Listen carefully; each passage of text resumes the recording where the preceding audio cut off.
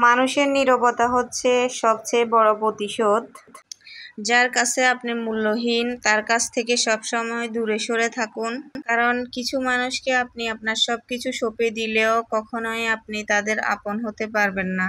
কারণ তারা শুধু তাদের স্বার্থের জন্য কিছুদিন আপনাকে ভালোবাসা দেখাবে, স্বার্থ হাসিল হয়ে গেলে আর আপনাকে চিনতেও রাজি না।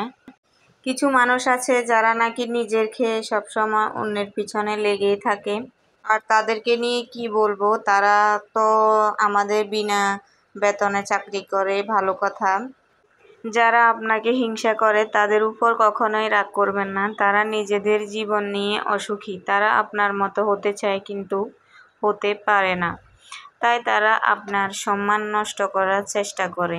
কিছু মানুষ দেখবেন, আপনি যদি উপরে উঠতে চান, কিভাবে আপনাকে টেনে হিঁচড়ে নিচের দিকে নামানো যাবে সে চেষ্টায় তারা সারাদিন ব্যাকুল থাকে। নিজের খাবে, অন্যকে নিয়ে গীত গাইবে।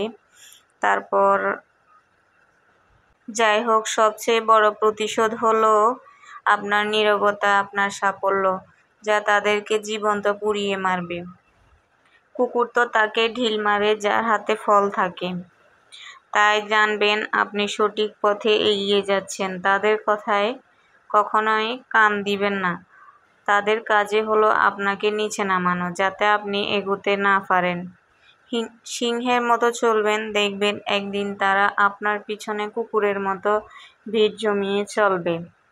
কেউ যদি আপনাকে এড়িয়ে চলে, অবহেলা করে, তুচ্ছ ভাবে, আপনি তার কাছে আপনার মূল্য খুঁজতে যাবেন না। কারণ তার কাছে আপনি আপনার জীবনটাও সঁপে দিলেও মূল্যহীনই থেকে যাবেন। বরং ওই মানুষগুলোর প্রতি ভরসা রাখেন যারা আপনার আবেগ অনুভূতির মূল্য দেয়। পৃথিবীতে আপনাকে অবজ্ঞা অবহেলা করার যেমন মানুষ আছে, তেমনি ভালোবাসার মানুষও আছে। কারো কাছে মূল্যহীন বলে বুঝবেন না আপনার মূল্য নেই, আপনার মূল্য আছে। যে আপনাকে ভালোবাসবে সে আপনাকে ঠিকই মূল্য দিবে। একটা মেয়ের জীবনে সবচেয়ে বড় পাওয়া হচ্ছে একজন কেয়ারিং হাজবেন্ড, আর একটা মেয়ের জীবনে সবচেয়ে বড় অভিশাপ হলো একজন খারাপ স্বামী পাওয়া। যাই হোক, বাসায় শাপলা আনলো, শাপলা কাটতে কাটতে আমিও একটু রোমান্টিক হয়ে গেলাম।